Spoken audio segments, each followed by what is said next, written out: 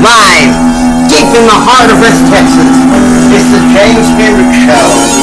From the Hendricks Center for Advanced Conservative Federalist Studies.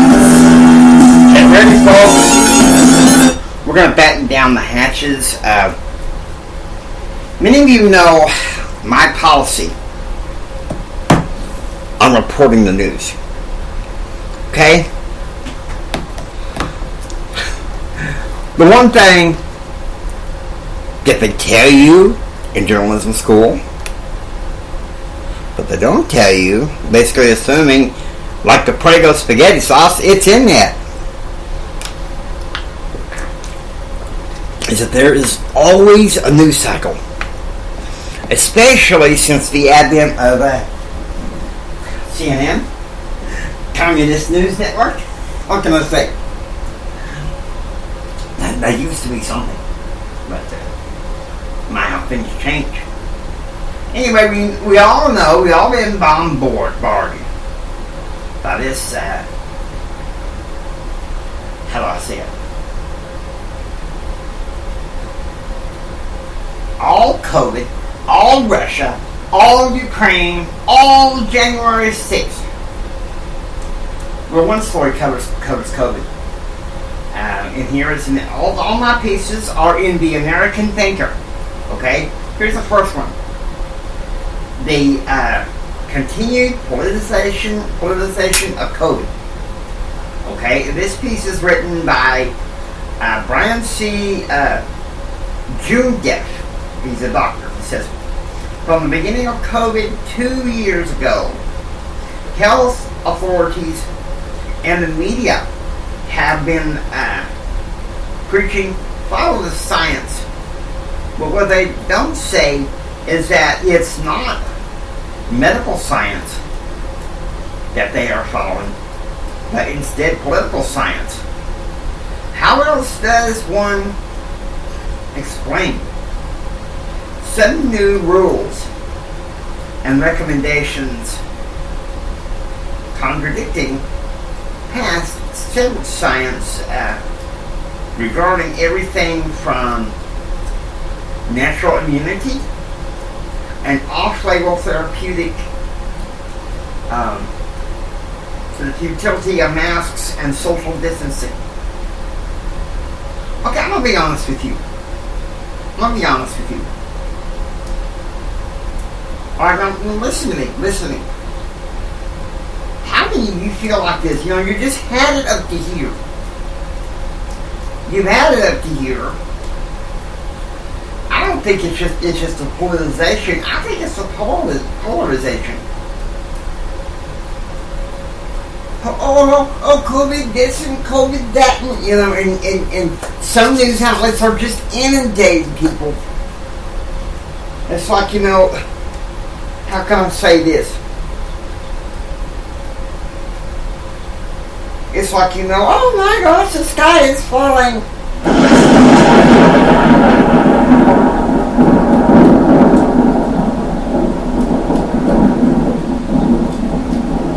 How many times have we heard that all year, the past 2 years? Oh, the sky is falling, the sky is falling, the sky. Okay, now look, I'm not negating the fact that COVID is real.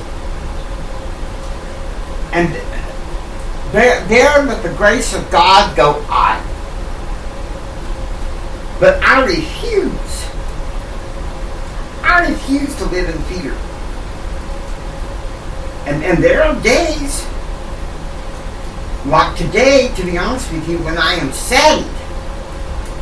And I don't like having to report the news.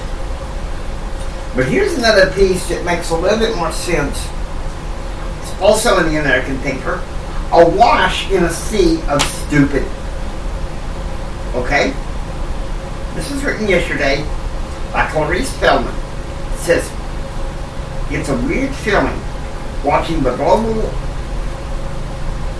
globe-wide death of reason and the herd-like behavior of virtue signaling nincompoops. There's so much of this, it's hard to know where to begin. This is not intended to be a complete list, which would take too much pages. Just an illustration of what, this is what she's observed, okay? Standing up for Ukraine in the art world. Okay, I don't have a problem with that. We need to stand up for Ukraine. And all these favorites, oh my God, this guy is falling.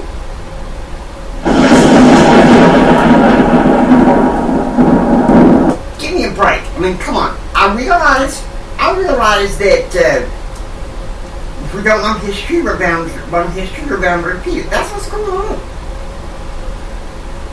Okay? We have a bunch of craziness in this reactive culture.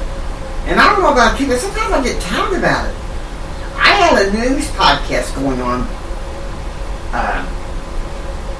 in early 2020. But because of how rampant COVID was,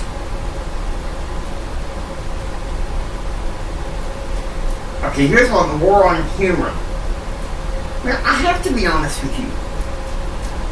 I have a hard time really seeing that some of the political issues that they're talking about, I have a hard time really seeing.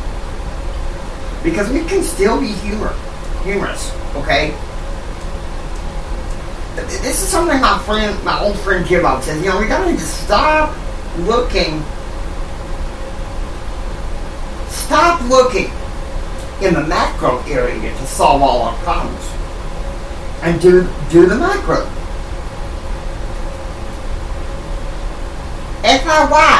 FIO, fix it ourselves. Fix it yourselves. John F. Kerry fights climate change. Why doesn't that surprise me? It doesn't. And this whole crisis with oil, everybody like, climate change. Okay, here's another one. Blaming Putin for higher gas prices, higher gas costs. Oh, what can I say? Did that soundbite of Biden before he gets either Marine One, Air Force? Oh, there's nothing we can do. Putin started. No. Happened before Putin invaded Ukraine, and it's gotten worse. Okay, I'm sorry. But I'm one of them old West Texans that says, drill, baby, drill. Okay? Washington trying to push all these electric cars. Won't work around here in Texas. And it's not feasible. Financing the enemies of our allies. Yeah, that's what's going on. That's what's going on. But this is a good article. Okay, this is a good article. I'm not going to doubt that there is this war on reason. But how about this? Plain truth. Social media has taken up so much of our lives. It's easy to get distracted when you get status alerts and updates. I've had to disable that on my phone. If I knew how to do it on my computer, I would. Because, social media has its advantages, but it also has its disadvantages because of how reactive our culture really is. And you know what? It's time to take it back. Ring the bell. It's time to take it back. It's time to get these liberals schooled on what a real republic is.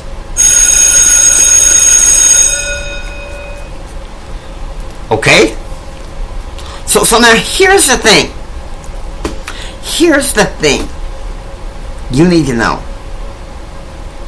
You have social media. I also think civility on both parties has gone out the window. Really? Come on, people, wake up! Wake up! I honestly thought after 9/11 that we as a nation would wake up and come back to God and make a difference. But no, it's not that way anymore. It hasn't been that way in a while.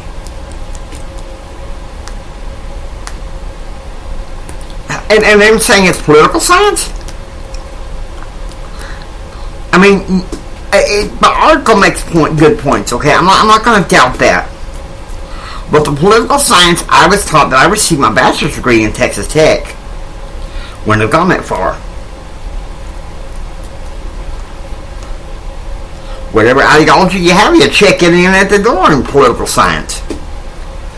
You know, keep your ideology when you're discussing among your friends.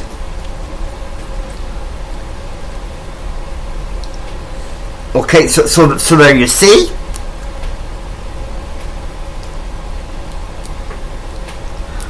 I'll tell you something.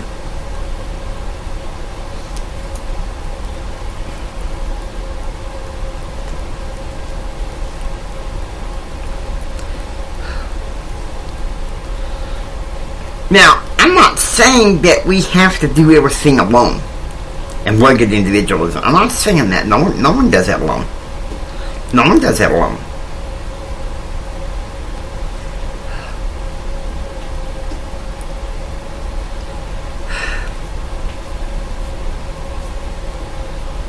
But the heart of the American dream is not dead. Listen to me. The heart of the American dream is not dead. Now, here's another plain truth. Big government is in bed with big pharma. You might say, well, Jimmy, that sounds like you're a conspiracy theorist. Really? Well, why do you think that they're propagandizing the COVID vaccines? Now, I used to be for them. I'm not saying that I'm neither. I'm saying this shouldn't be something left up to government to say what we put into our bodies. It should be between the doctor and the patient. Thank you very much. Have a bachelor's degree in political science. You can't BS a BSer.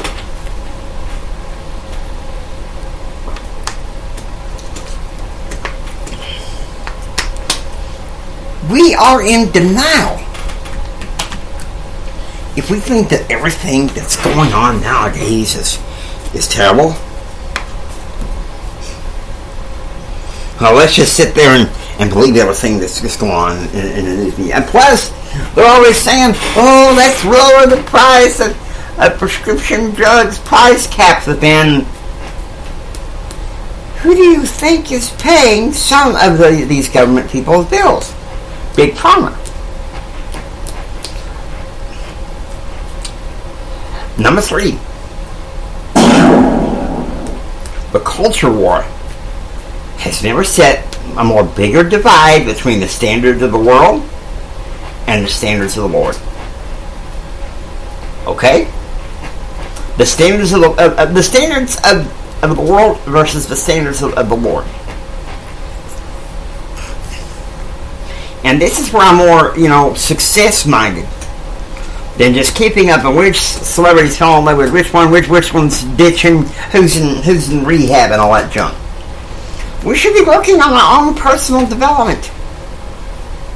What can we do about Ukraine? Pray. What can we do about high gas prices? Pray. Pray that this country comes back to its senses. That's the main thing you could do to make a difference in the macro level. And then, this election,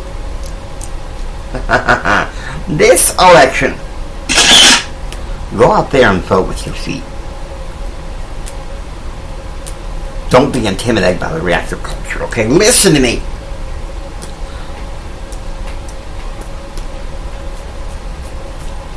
We have to defend the sanctity of marriage.